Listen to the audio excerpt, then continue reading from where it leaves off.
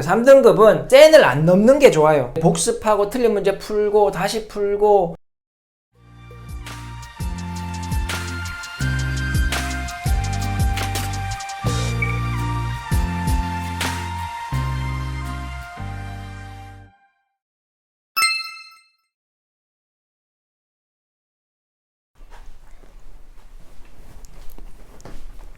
안녕하세요, 아는 선생입니다. 오늘은 고등학교 1학년 수학 이야기 좀 하겠습니다. 6월 4일에 6월 모의고사가 있었는데 고등학교 1학년들은 사실 3월 모의고사에 중학교 수학 내용을 시험 쳤고 이번 6월 모의고사에 처음으로 고등수학에 대해서 테스트를 본 것이기 때문에 그 결과를 놓고 이제 어떻게 해석하는 게 좋을지 그런 부분 오늘 좀 말씀드리려고 합니다. 특히 이제 등급별로 어떤 교재를 사용하는 게 학생 수준에 맞을지 그런 이야기 해드리려고 합니다. 그래서 제목을 고1 6월 모의고사 등급별 적정 교재 이렇게 적었습니다. 그래서 6모를 쳤는데 지금 뭐 회사마다 조금 다르지만 대충 1등급은 1등급 컷이 뭐 80점, 2등급 컷이 대략적으로 70점, 3등급 컷이 뭐 50점대 후반 혹은 60점 이 정도로 일단 예상 등급 컷이 인터넷에 나와 있더라고요. 대충 이런데 6모 성적은 항상 말씀드리지만 이 성적은 과거에 대한 결과물입니다. 과거에 어떻게 공부했느냐에 대한 결과죠. 거기에는 수업의 수준이 크게 작용할 거고 수업에는 이제 교재 포함 거기에 또 굉장히 큰 부분인 태도 사실 이게 다죠. 그렇죠? 예전에 선행을 했느냐 안 했느냐 사실 그건 그렇게 중요하진 않아요. 저는 그렇게 중요하다고 생각하지 않습니다. 그게 해당되는 아이도 정말 적고 소수 인원이고 그렇게 뭐 옛날에 선행을 했느냐가 아니라 옛날에 실력이 중학교 때 실력이 진짜 있었느냐 아니냐 이거는 당연히 영향을 주는 거지만 그건 태도에 영향을 주는 거잖아요. 그리고 과거에 우리 고등수학을 공부하기 위한 기초에 영향을 주는 건데 예전에 성적은 안 좋았는데 선행을 했다 안 했다 이거 의미 없다 이거죠. 그러니까 이 두 개 수업 교재 수준과 태도의 결과물인 겁니다. 그러면 지금 6월 모의고사 결과물을 아직 성적이 안 나왔지만 결과물을 받아놓고 그냥 버릴 게 아니라 못 쳤네 다음에 잘 쳐 이게 아니라 지금까지 어떻게 공부했는지 한번 보고 교재 특히 오늘 말씀드릴 건 교재나 수업인데 이 수업이 적정하지 않았다면 이걸 적정하게 맞춰주는 게 필요하죠. 그죠? 학생이 할 수 없을 수 있단 말입니다.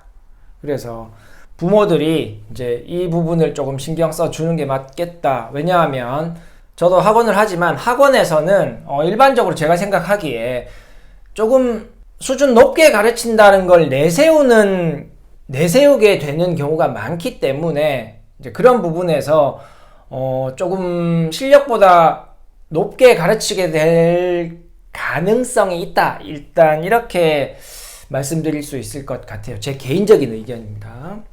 그래서 이 결과물을 집에서 학생과 함께 좀 해석해야 된다는 거죠. 거기에 오늘 영상이 좀 도움이 되면 좋겠습니다. 지금 이제 예상 등급 다 알고 계시잖아요. 올라가진 않을 겁니다. 주로 떨어질 수는 있지만, 그러니까 성적이 떨어진다는 거. 채점이나 뭐 OMR 카드 잘못돼서 떨어졌다 뭐 이럴 수 있고, 혹은 아이가 좀 성적을 과대하게 부풀렸을 수도 있다. 그럴 수 있죠. 어쨌든 그런 상황인데 일단은 안다 치고 그러면 등급별로 어떤 교재를 사용하는 게 맞을지 일단 제 개인적인 의견 말씀드리려고 합니다. 그래서 1등급이다. 1등급 안에 들었다라고 하면 그죠? 그러면 우리가 최상위권이라고 할 수 있잖아요, 일단.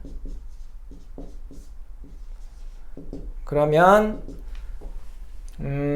우리가 제일 어렵다고 하는 블랙라벨 뭐 최강 TOT라는 책도 있고요. 절대 등급도 굉장히 어렵죠. 동아출판사에서 절대 등급 뭐 이런 수준의 학습까지 올라가는 것도 괜찮다. 이런 책으로 공부하지 않고 1등급 받은 학생 있을 겁니다. 분명히 요 밑에 단계를 진짜 꼼꼼하게 공부해서 1등급 받는 학생들이 많을 거예요. 왜냐하면 학생들은 관찰해보면 이런 수준으로 가르치면 요만큼 아는 경우가 대부분입니다. 갭이 발생한다는 거예요. 100% 되는 학생들이 잘 없다는 겁니다.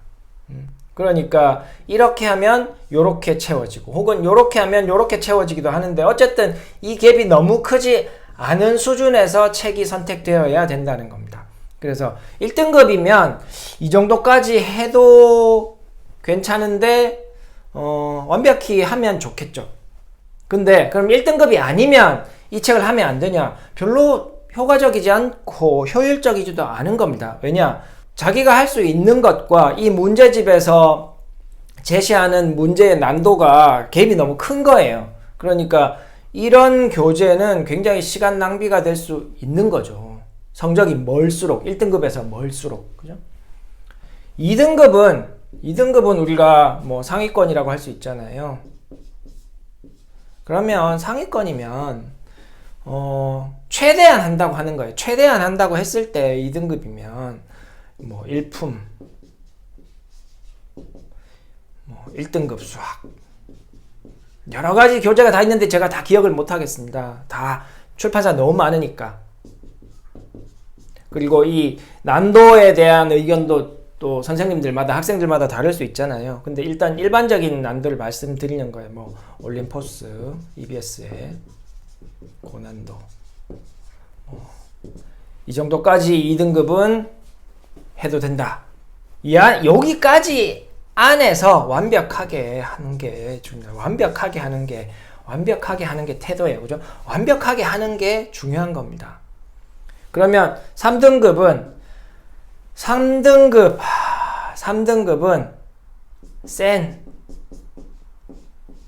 센 의견, 센시 진짜 어려워요. 대부분 학생들한테 중등 센하고 고등 센은 다르거든요. 그래서 센시가 진짜 어려운 겁니다. 센시까지 다 풀 수 있으면 얘는 2등급 충분히 나옵니다. 근데 그렇게 생각하지 않죠. 센 쉽다 이렇게 생각하시는 분들이 많을 텐데 센 어려운 교재입니다. 그러니까 시험이 어려운데 센 풀어서 되겠냐? 아니 성적이 좋냐 안 좋냐 그거부터 판단하시고 센을 풀 거냐 말 거냐를 결정하는 게 맞죠. 센이 쉽냐 어렵냐 어려운 책이에요. 센시 어려운 책입니다. 제가 이렇게 말씀드리는 이유가 제가 센 교재로 굉장히 많이 테스트를 치는데 저희가 중학교 기준으로 최상위권이라고 판단되는 제가 학군제 있잖아요. 판단되는 제가 매 한 2달에 한 번씩 LT를 치는데 판단되는 학생들이 센하고 1품을 다 풀었다. 수업을 다 한 상태에서 제가 궁금하면 센으로 시험 칩니다. 그럼 많이 틀려요. 굉장히 많이 틀립니다. 90% 맞히는 학생이 그렇게 많지 않아요. 그러니까 또 센 C를 복습하거나 이런 수업을 또 하거든요. 그렇게. 그래서 어렵습니다. 근데 일단 3등급, 그러니까 2등급은 센 다 풀어야 되는 거예요. 개념 수업하고 유형 수업하고 그렇게 올라가는데 어디까지 올라갈 수 있느냐 그걸 말씀드리는 겁니다. 근데 3등급은 센을 안 넘는 게 좋아요. 센 싹 씹어 먹으면 2등급으로 쑥 들어갑니다. 센, 뭐 마풀, 그죠? 좀 더 모의고사 유형에 가까운 마풀 시너지, 뭐 풍산자 필수 유형, 뭐 여러 가지 있죠. 그래서 4등급 적어볼까요? 4등급은 또 범위가 넓잖아요. 4등급은 이 교재보다 그 밑에 교재 쓰는 게 맞아요. 아무리 올라와도 센 C로 못 올라옵니다.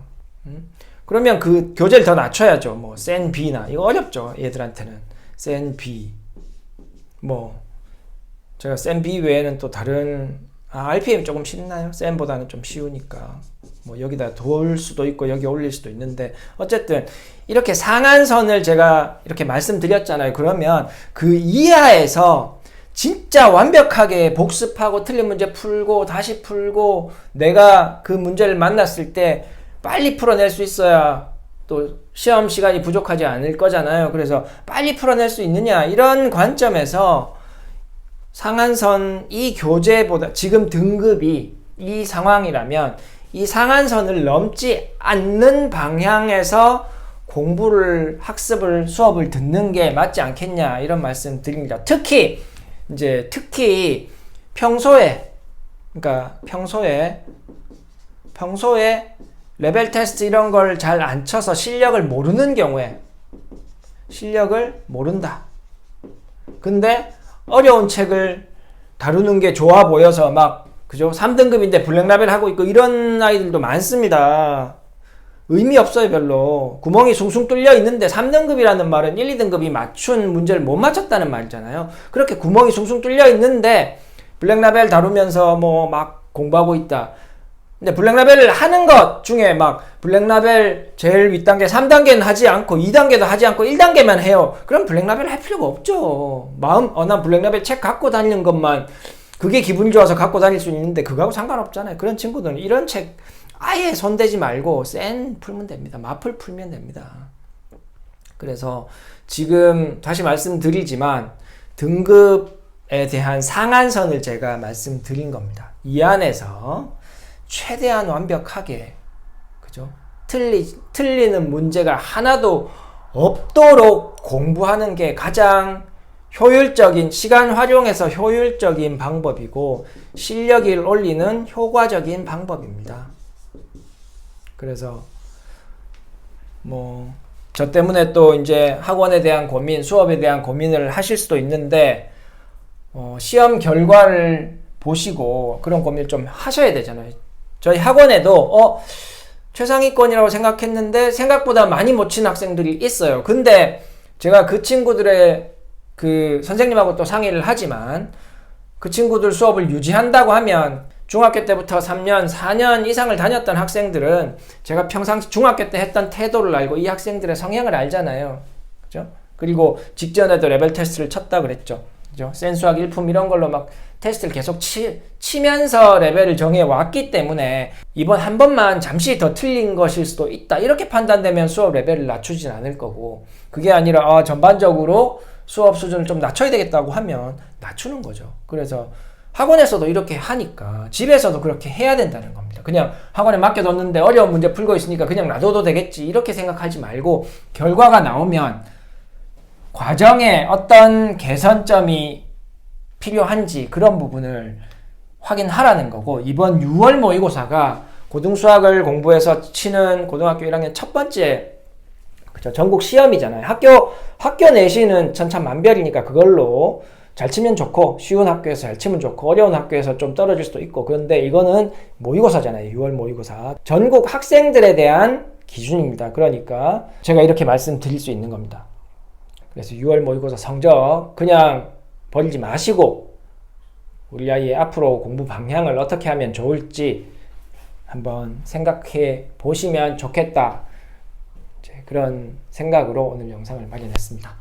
다음에 또 다른 내용으로 찾아오도록 하겠습니다. 감사합니다.